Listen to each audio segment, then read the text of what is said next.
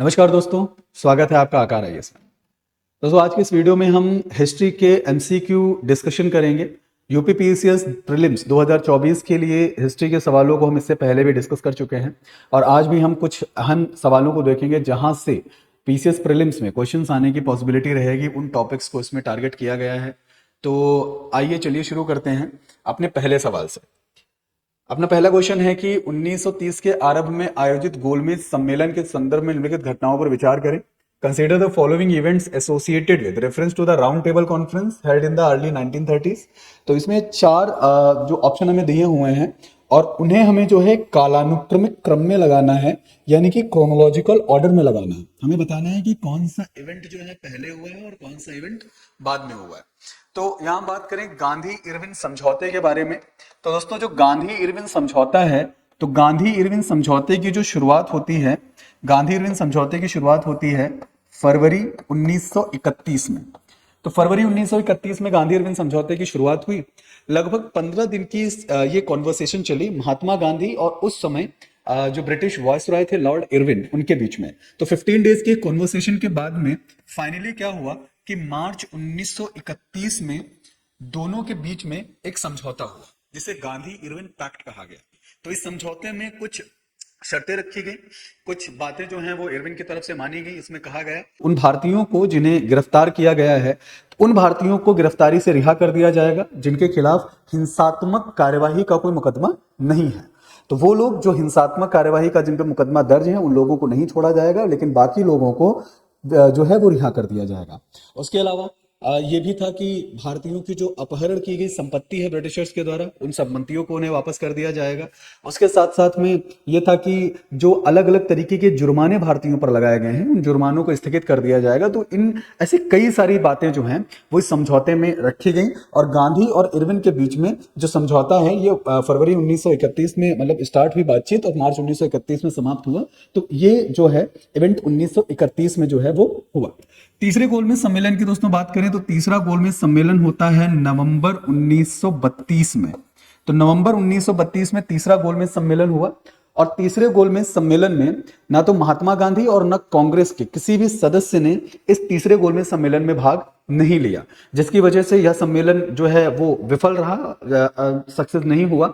लेकिन उसके बाद क्या हुआ कि इस सम्मेलन के विफल होने के बाद में 1933 में जो है एक श्वेत पत्र जारी किया गया और इस श्वेत पत्र में तीसरे गोलमेज सम्मेलन की जो अनुशंसाएं थी, जो रिकमेंडेशन थी, उस श्वेत पत्र में तीसरे गोलमेज सम्मेलन की अनुशंसाओं को रखा गया। उसके बाद फिर उन अनुशंसाओं पर ब्रिटिश संसद में चर्चा चली। ब्रिटिश संसद में चर्चा होने के बाद में फिर एक समिति का गठन किया गया और उस समिति का गठन इसलिए किया गया कि इस सम्मेलन की जो अनुशंसाएं हैं वह उनका विश्लेषण कर सके। फिर इस समिति ने उन अनुशंसाओं का विश्लेषण किया और विश्लेषण करने के बाद में भारत के लिए एक अधिनियम बनाया गया जिसे बोला गया भारत शासन अधिनियम 1935। कौन सा अधिनियम? भारत शासन अधिनियम 1935 का जो है वो निर्माण होता है। ठीक है, तो ये चीजें जो हैं तीसरे गोलमेज सम्मेलन में हुई। दोस्तों, पूना समझौता की अगर बात करें तो पूना समझौता हुआ सितंबर 1932 में। सितंबर 1932 में पूना समझौता होता है। तो पूना समझौता बेसिकली हुआ किसके किसके बीच में? डॉक्टर भीमराव अंबेडकर और भारत के जो अन्य हिंदू नेता थे। तो डॉक्टर भीमराव अंबेडकर और भारत के जो दूसरे हिंदू नेता थे उन दोनों के बीच में पूना पैक्ट हुआ और इन दोनों के समग्र प्रयास से जो है कि भारत के जो दलित वर्ग थे और भारत के जो सवर्ण हिंदू थे उनके बीच में एक समझौता कराया गया जिसे पूना समझौता के नाम से जाना जाता है। सांप्रदायिक पुरस्कार नहीं, यहां पर निर्णय होगा, सांप्रदायिक निर्णय, कम्युनल अवार्ड। तो कम्युनल अवार्ड जो आया वो आया अगस्त 1932 में। तो अगस्त 1932 में सांप्रदायिक निर्णय की घोषणा हुई। ब्रिटिश प्रधानमंत्री रैमजे मैकडोनल्ड ने बेसिकली जो है सांप्रदायिक निर्णय की घोषणा करी, जिसके लिए भारत में जो है मताधिकार मताधिकार के संदर्भ में एक समिति का गठन किया गया और उस समिति को बोला गया, एक नाम दिया गया लोथियन समिति। उस समिति को नाम दिया गया लोथियन समिति। इस समिति का जो उद्देश्य था, इस समिति का उद्देश्य यह था कि भारत के जो अल्पसंख्यक वर्ग हैं और भारत का जो दलित वर्ग है उनके लिए एक पृथक निर्वाचन क्षेत्र का निर्माण करना।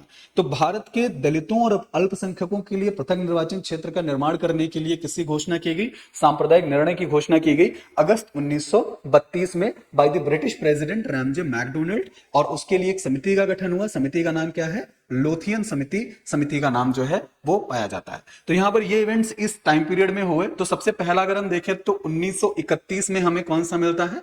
गांधी इरविन पैक्ट मिलता है। उसके बाद में जो 31 के बाद दूसरा इंसिडेंट है वो कौन सा है?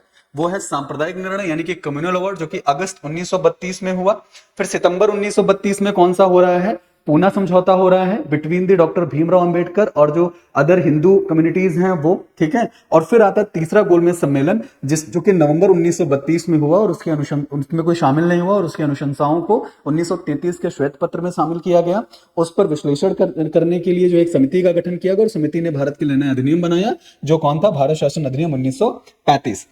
तो यहां पे अगर हम देखें तो हमें बी ऑप्शन सही दिख रहा है कि पहला है 1, फिर 4, फिर 3 और फिर 2, यानी बी ऑप्शन यहां पर क्या होगा? हमारा बी ऑप्शन सही होगा। ठीक है, आगे बात करते हैं कि आधुनिक भारतीय इतिहास के संदर्भ में 1932 के राजा-मुंजे समझौते में तर्क दिया गया था।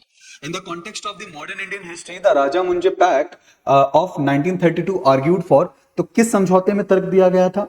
दलित वर्गों के लिए सीटों के आरक्षण के साथ संयुक्त निर्वाचन, या भारत को डोमिनियन का दर्जा तुरंत प्रदान किया जाना, या अगले भारत सरकार अधिनियम के तहत प्रांतीय स्वायत्तता या स्वतंत्रता संग्रामी रियासतों के लोगों का एकीकरण। तो यहां पर जो आपका करेक्ट स्टेटमेंट है वो है स्टेटमेंट ए, यानी राजा-मुंजे पैक्ट में दलित वर्गों के लिए सीटों के आरक्षण के साथ में संयुक्त निर्वाचन क्षेत्र की जो बात है वो कही गई थी। ठीक है, तो joint electorates with reservation of seats of the depressed classes. ठीक है, तो इस बात की जो बात है वो राजा-मुंजे पैक्ट में देखने को मिलती है। तो ए ऑप्शन आपका करेक्ट है। बाकी की ये जो चीजें हैं वो उसमें उस पैक्ट में शामिल नहीं थी। नेक्स्ट क्वेश्चन है कि निम्नलिखित में से कौन से कारक मुगल साम्राज्य के पतन के लिए जिम्मेदार थे? Which of the following factors were responsible for to the decline of the Mughal empire? Mughal साम्राज्य के पतन के पीछे जो है बहुत सारे कारण जिम्मेदार थे। ठीक है, तो उन बहुत सारे फैक्टर्स में से कुछ फैक्टर्स यहां पर हैं, कुछ कॉजेज यहां पर हैं जिनकी वजह से मुगल साम्राज्य का पतन जो है वो सुनिश्चित होना शुरू हुआ। तो पहला स्टेटमेंट यहां पर है कि मराठों के खिलाफ औरंगजेब का कठिन अभियान। और इसमें हाँ एक चीज और है कि इसमें जो है हमें सही उत्तर चुनना है, हमें करेक्ट आंसर को क्या करना है? फाइंड आउट करना है। तो पहला स्टेटमेंट है कि मराठों के खिलाफ औरंगजेब का कठिन अभियान। तो ये स्टेटमेंट सही है कि मराठों के खिलाफ औरंगजेब की जो कैंपेनिंग थी, औरंगजेब का जो अभियान था, तो उसकी वजह से क्या हुआ कि मुगल एम्पायर को रिसोर्सेज का बहुत ज्यादा लॉस हुआ, यानी कि उसको रिसोर्सेज का बहुत ज्यादा लॉस हुआ। उसके साथ साथ अगर हम देखें तो ड्रेन ऑफ वेल्थ, ठीक है, यानी कि धन जो है वो कहीं ना कहीं बहुत ज्यादा जो है बर्बाद हुआ। उसके अलावा दक्कन में जो उसका ट्रेड एंड कॉमर्स चल रहा था, ठीक है, तो ट्रेड एंड कॉमर्स को भी कहीं ना कहीं बहुत ज्यादा इंपैक्ट पड़ा। तो ये एक फैक्टर माना जाता है कि औरंगजेब के कंटिन्यूअस मराठा कैंपेनिंग की वजह से क्या हुआ कि जो मुगल साम्राज्य था उसका ये कहीं ना कहीं एक कारण जो है वो बनकर सामने आया। दूसरा है कि राजनीतिक उत्तराधिकारी निर्धारित करने के लिए उत्तराधिकार का एक निश्चित नियम। तो ये स्टेटमेंट आपका सही नहीं है, दूसरा स्टेटमेंट गलत है, क्योंकि मुगल साम्राज्य में जो है राजनीतिक उत्तराधिकारी के लिए कोई भी निर्धारित नियम नहीं था। जैसे कि अगर आप जो है ब्राह्मण धर्म सूत्रों या धर्मशास्त्रों के हिसाब से देखें हिंदुइज्म में बेसिकली, तो उसमें क्या था कि एक अग्रजाधिकार का सिद्धांत मिलता है, यानी कि कॉन्सेप्ट ऑफ द प्राइमोजेनिचर। तो अग्रजाधिकार के सिद्धांत के आधार पे क्या है कि पिता की मृत्यु के बाद में जो बड़ा बेटा होगा वही राजा बनेगा। लेकिन मुगलिया सल्तनत में इस तरीके का कोई भी ऐसा नॉर्म नहीं है। और इस बात की पुष्टि इस बात से मिलती है कि 1707 में इन द 1707 में जब औरंगजेब की डेथ हुई, तो औरंगजेब की डेथ होने के बाद में उसके बेटों मुअज्जम, आजम और कामबख्श तीनों के बीच में उत्तराधिकार का युद्ध छिड़ गया। तो उत्तराधिकार का युद्ध छिड़ना जो है वो इस बात की ओर इशारा करता है कि कहीं ना कहीं उत्तराधिकार को कोई निश्चित नियम नहीं था, ठीक है, कोई भी स्पेसिफिक नॉर्म नहीं था, जिसकी वजह से भाइयों के बीच में क्या हुआ कि राजगद्दी के लिए, राज सिंहासन के लिए युद्ध छिड़ गया। तो ये स्टेटमेंट यहां पर आपका गलत हो जाएगा कि यहां पर एक निश्चित नियम पूछ रहा है लेकिन निश्चित नियम नहीं था। तीसरी चीज अगर हम देखें तो रईसों के बाद जागीरों की कमी और मौजूदा जागीरों की कम आए, तो तीसरा स्टेटमेंट भी सही है। जो रईस थे क्योंकि कॉन्फ्लिक्ट इतने ज्यादा अराइज हो गए, इंटरनल डिस्प्यूट्स इतने ज्यादा हो गए, जिसकी वजह से रईसों के पास जागीरें कम पड़ गई और मौजूदा जागीरों से जो इनकम थी वो कम कहानी क्या हुई, शुरू हुई। रीजनल लेवल पर डिस्प्यूट्स बहुत ज्यादा बढ़ गए। जो खुद में पावरफुल था उसने अपनी एक इंडिपेंडेंट अथॉरिटी जो है वो स्टैब्लिश कर ली। चौथा देखें, किसानों के बीच असंतोष के परिणाम स्वरूप किसान विद्रोहों की एक श्रृंखला देखने को मिलती है। तो ये 3 स्टेटमेंट आपके यहां पर सही हैं। दूसरा स्टेटमेंट आपका क्या है, गलत है। तो करेक्ट ऑप्शन हमारा होगा ऑप्शन बी, 1, 3 और 4। तो 1, 3, 4 ऑप्शन यहां पर क्या होंगे, करेक्ट होंगे। यहां पे कुछ कॉजेज हैं, लेकिन जो मुगल एम्परर का डिक्लाइन हुआ, ठीक है, तो उसके पीछे there are multiple factors which were responsible for the decline of the Mughal empire, ठीक है। तो यहां पे तीसरा ये क्वेश्चन हमने देखा। नेक्स्ट क्वेश्चन पे चलते हैं कि टीपू सुल्तान के शासनकाल के संबंध में निम्नलिखित में से कौन सा कथन सही नहीं, पूछ रहा है कि कौन सा कथन सही नहीं है। Which of the following statement is are not correct respect to the reign of the Tipu Sultan. तो पहला स्टेटमेंट है कि उन्हें अक्सर दुनिया के पहले युद्ध रॉकेट का प्रवर्तक कहा जाता है। This is the correct statement. Tipu की सेना ने रॉकेट की मैन्युफैक्चरिंग करी और जो रॉकेट टीपू की सेना ने बनाए, ठीक है, उन्हें क्या बोला गया, उन्हें मैसूरियन रॉकेट बोला गया। क्या बोला गया, मैसूरियन रॉकेट बोला गया। यानी कि और उसके साथ साथ में उसको जो है टीपू रॉकेट का भी नाम दिया गया। मैसूरियन रॉकेट के साथ में टीपू रॉकेट का भी नाम दिया गया। दूसरा है कि उन्होंने कावेरी नदी पर कन्नमबाड़ी बांध के निर्माण की नींव की। यह भी सही है कि कावेरी नदी के तट पर टीपू सुल्तान ने कन्नमबाड़ी बांध जो है वो बनाया था, जिसे आज जो है कृष्णा राजा सागर डैम के नाम से जाना जाता है, जो कि कावेरी नदी के तट पर है। तीसरा स्टेटमेंट है कि मैसूर रेशम उद्योग की शुरुआत सबसे पहले टीपू सुल्तान के शासनकाल में हुई थी। तो कर्नाटक में सबसे पहले जो है टीपू सुल्तान ने जो है कि सिल्क उद्योग, सॉरी रेशम उद्योग, हाँ सिल्क उद्योग जो है उसकी स्थापना की थी। तो उसका श्रेय भी जो है वो किसको जाता है, टीपू सुल्तान को जाता है। चौथा स्टेटमेंट है कि उन्होंने हैदराबाद के निजाम की आधिपत्यता को स्वीकार किया। तो ये स्टेटमेंट आपका गलत है। टीपू सुल्तान ने हैदराबाद के जो निजाम थे, ठीक है, उनकी आधिपत्यता को स्वीकार नहीं किया था। तो इसमें पूछ रहा है कि कौन सा सही नहीं है। तो यहां पर बी ऑप्शन करेक्ट होगा कि चौथा स्टेटमेंट आपका सही नहीं है। टीपू सुल्तान जो कि हैदर अली के बेटे थे, हैदर अली ने जिन्होंने चिक्का कृष्णराज का तख्ता पलट किया था, उसके बाद में फिर उन्होंने बागडोर अपनी पूरी संभाली। उनके बाद में जो है टीपू सुल्तान ने जो है वो उनके उत्तराधिकारी हुए थे, जिन्होंने जैकोबिन क्लब की स्थापना भी की थी, स्वतंत्रता का वृक्ष भी लगवाया था। तो there are multiple facts of the about the Tipu Sultan, ठीक है। तो ये चौथा स्टेटमेंट हमारा हो गया क्वेश्चन। देन उसके बाद में अगला सवाल है कि निम्नलिखित जोड़ों पर विचार करना है हमें। तो ऊपर दिए गए जोड़ों में से कौन सा सही ढंग से मेल खाते हैं। Consider the following pairs. तो एक तरफ एसोसिएशन है यानी कि संगठन है, और दूसरी तरफ उस संगठन के संस्थापक का नाम दिया गया है, और हमें यह बताना है कि इसमें से करेक्टली मैच्ड कौन सा है। तो पहला है अभिनव भारत सोसाइटी, यानी कि अभिनव भारत सोसाइटी इधर दिया हुआ है अरविंदो घोष। तो अभिनव भारत सोसाइटी जो है इसकी स्थापना अरविंदो घोष ने नहीं की थी, बल्कि इसकी स्थापना की थी विनय दामोदर सावरकर ने। इसकी स्थापना किसने की थी, विनय दामोदर सावरकर ने इसकी स्थापना की थी। और इसके साथ इनके भाई जो हैं वो गणेश सावरकर जो है, ठीक है, वो भी शामिल थे, ठीक। तो विनय दामोदर सावरकर और गणेश दामोदर सावरकर दोनों ने मिलकर के किसकी स्थापना की, अभिनव भारत सोसाइटी की स्थापना की थी। युगांतर की बात करें तो युगांतर की स्थापना बरिंद्र कुमार घोष ने की थी 1906 में कलकत्ता में, ठीक है। तो कलकत्ता में जो है बरिंद्र कुमार घोष ने युगांतर की स्थापना की 1906 में।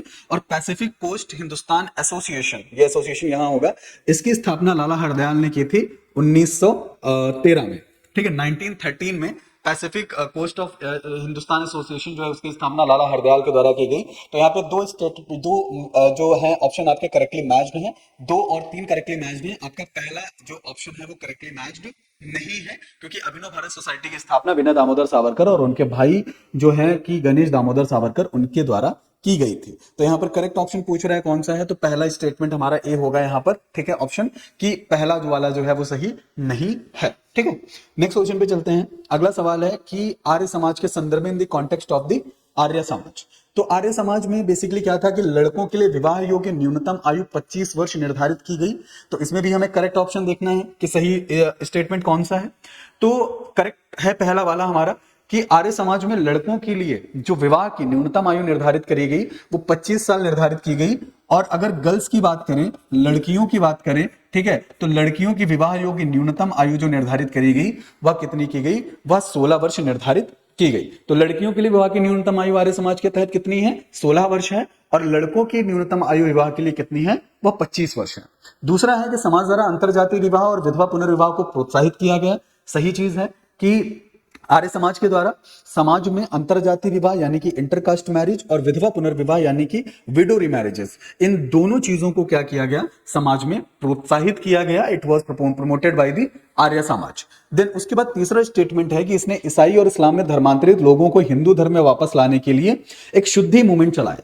तो Shuddhi movement was started by the Arya Samaj. तो आर्य समाज के द्वारा शुद्धि मूवमेंट चलाया गया जिसका मेन ऑब्जेक्टिव था कि हिंदू धर्म के वह लोग जो कि इस्लाम और ईसाई धर्म में धर्मांतरित हो गए हैं उनको वापस से कहां लाना, हिंदू धर्म में जोड़ना। क्योंकि हिंदू धर्म में बहुत सारी तमाम कुरीतियों के कारण, तमाम भेदभाव के कारण, छुआछूत के कारण बहुत से हिंदुओं ने इस्लाम और जो क्रिश्चियनिटी थी उसको एक्सेप्ट कर लिया था, कबूल कर लिया था। तो आर्य समाज के जो संस्थापक थे जिनका नाम था स्वामी दयानंद सरस्वती, तो स्वामी दयानंद सरस्वती ने आर्य समाज की स्थापना की थी 1870 में। 1870 में दयानंद सरस्वती के द्वारा आर्य समाज की स्थापना की गई जिसका मेन ऑब्जेक्टिव था गो बैक टू वेदास। किसकी तरफ चलना है, वेदों की तरफ चलना है और हमें वेदों से बहुत कुछ सीखने की जरूरत है। उन्होंने भी समाज की सामाजिक कुरीतियों को, समाज की जो रीति रिवाज थे, जो धर्मांधता थी उसको चैलेंज किया था और उसके लिए उन्होंने जो है एक शुद्धि मूवमेंट चलाया कि जितने भी लोग हिंदू धर्म या ईसाई धर्म में तब्दील हो चुके हैं, कन्वर्ट हो चुके हैं, धर्मांतरित हो चुके हैं, उनको फिर से हिंदू धर्म में क्या लाया जाए, वापस लाया जाए। तो तीनों स्टेटमेंट यहां पर सही है। तो करेक्ट स्टेटमेंट हमारा होगा स्टेटमेंट डी, 1, 2 और 3। ठीक है, अगले सवाल पे देखते हैं। नेक्स्ट क्वेश्चन है कि बाल गंगाधर तिलक के बारे में लिखित विचार करें। उन्होंने अंग्रेजी में केसरी और मराठी में मराठा अखबार की स्थापना की। बंगाल विभाजन पर लेख लिखने के कारण उन्हें राजद्रोह के आरोप में जो है भारतीय दंड संहिता की धारा 124 ए के तहत गिरफ्तार किया गया था। उन्होंने पूना सार्वजनिक सभा की स्थापना की। ठीक है, he founded the newspaper Kesari in English and Maratha in Marathi. He was arrested under section 124A of the Indian penal code on the charges of sedition for writing articles on the Bengal partition and he founded the Poona Sarvajanik Sabha. तो ऊपर दिए गए कथनों में से सही कथन कौन सा है? Which of the statement given above is are correct? तो हमें करेक्ट स्टेटमेंट यहां पर फाइंड आउट करना है। पहला स्टेटमेंट है कि उन्होंने अंग्रेजी में केसरी और मराठी में मराठा अखबार की स्थापना की। तो पहला स्टेटमेंट गलत है क्योंकि गंगाधर तिलक ने, तो यहां पे जो केसरी न्यूज़पेपर है, ठीक है, तो केसरी जो है वो कौन सी भाषा में पब्लिश होता था? वो मराठी भाषा में पब्लिश होता था और जो मराठा है उसको जो है अंग्रेजी भाषा में पब्लिश किया जाता था। तो पहला स्टेटमेंट यहां पर आपका गलत होगा कि केसरी जो है वो अंग्रेजी में नहीं बल्कि केसरी किस में पब्लिश हो रहा है? मराठी भाषा में पब्लिश हो रहा है। और जो मराठा है वो मराठी भाषा में नहीं बल्कि अंग्रेजी भाषा में पब्लिश किया जाता था। एंड बंगाल विभाजन पर लेख लिखने के कारण उनको राजद्रोह के आरोप में इंडियन पीनल कोड भारतीय दंड संहिता के 124A के तहत क्या किया गया था? गिरफ्तार किया गया था। तो this is the correct option. And उसके अलावा तीसरा स्टेटमेंट है उन्होंने पूना सार्वजनिक सभा की स्थापना की। तो यह भी आपका गलत होगा क्योंकि पूना सार्वजनिक सभा की स्थापना बाल गंगाधर तिलक ने नहीं बल्कि MG रानाडे यानी कि महादेव गोविंद रानाडे के द्वारा जो है वो की गई थी। तो महादेव गोविंद रानाडे जी जो हैं उन्होंने पूना सार्वजनिक सभा की स्थापना की थी। तो पहला और दूसरा स्टेटमेंट आपके गलत हो जाते हैं, तो तीसरा स्टेटमेंट गलत हो जाते हैं, तो दूसरा स्टेटमेंट आपका यहाँ पे क्या होगा? सही होगा। तो करेक्ट ऑप्शन हमारे यहाँ पर क्या होगा? सी होगा कि बंगाल विभाजन पर लेख लिखने के लिए इनको IPC सेक्शन जो है 124A के तहत जो है राजद्रोह के मामले में गिरफ्तार कर लिया गया था। अगला क्वेश्चन है कि लोकसभा के अध्यक्ष के पैनल के संदर्भ में निम्नलिखित कथनों पर विचार करना है। पॉलिटी का क्वेश्चन है। हाँ, एक चीज और है कि हम लोग जो सवाल डिस्कस कर रहे हैं वो मिक्स क्वेश्चन डिस्कस कर रहे हैं। शुरुआत में हिस्ट्री के क्वेश्चन थे और अब जो है पॉलिटी के क्वेश्चन जो है आपको देखने को मिलेंगे। तो इसमें पहला स्टेटमेंट है कि पैनल का चुनाव लोकसभा के सदस्यों द्वारा अपने सदस्यों में से किया जाता है। The panel is elected by the members of the Lok Sabha from amongst its members. And दूसरा है कि यदि अध्यक्ष और उपाध्यक्ष पद रिक्त हैं तो कोई पैनल का कोई भी सदस्य सदन की बैठकों की अध्यक्षता कर सकता है। तो यहां पर दो स्टेटमेंट हैं और हमें यह बताना है कि इसमें से करेक्ट कौन सा है, सही कौन सा है। तो पहले स्टेटमेंट पे अगर हम देखें तो पैनल का चुनाव लोकसभा सदस्यों के द्वारा अपने सदस्यों में से किया जाता है। तो पहला स्टेटमेंट आपका यहाँ पे गलत होगा। लोकसभा के अध्यक्ष के पैनल की बात कर रहा है, ठीक है, कि जो लोकसभा के अध्यक्ष का जो पैनल है वो किसके द्वारा गठित होगा। तो यहां पर इसका सदस्यों के द्वारा चुनाव नहीं होता बल्कि जो लोकसभा अध्यक्ष है, जो लोकसभा के अध्यक्ष होंगे, स्पीकर ऑफ लोकसभा होगा, उसके द्वारा जो है, ठीक है, जो है मोर देन 10 मेंबर्स यानी कि 10 से अधिक सदस्य जो हैं, ठीक है, उनको जो है कि लोकसभा के ठीक अध्यक्ष के पैनल के लिए क्या किया जाता है? चुना जाता है by the speaker of the Lok Sabha. ठीक है, तो पहला स्टेटमेंट गलत हो जाता है। दूसरा भी यहां पर आपका गलत है कि यदि अध्यक्ष और उपाध्यक्ष के पद रिक्त हैं तो पैनल को कोई भी सदस्य नहीं बल्कि राष्ट्रपति द्वारा नामित, ठीक है, लोकसभा का कोई सदस्य जो है वो उसकी निगरानी कर सकता है, मैंने उसका पूरा अध्यक्षता उसकी कर सकता है, और जब तक कि नए अध्यक्ष का चुनाव नहीं हो जाता है, ठीक है। तो ऊपर दिए गए कथनों में से सही कौन सा है, तो डी ऑप्शन यहां पर होगा कि 1 और 2 दोनों यहां पर सही नहीं है, ठीक है।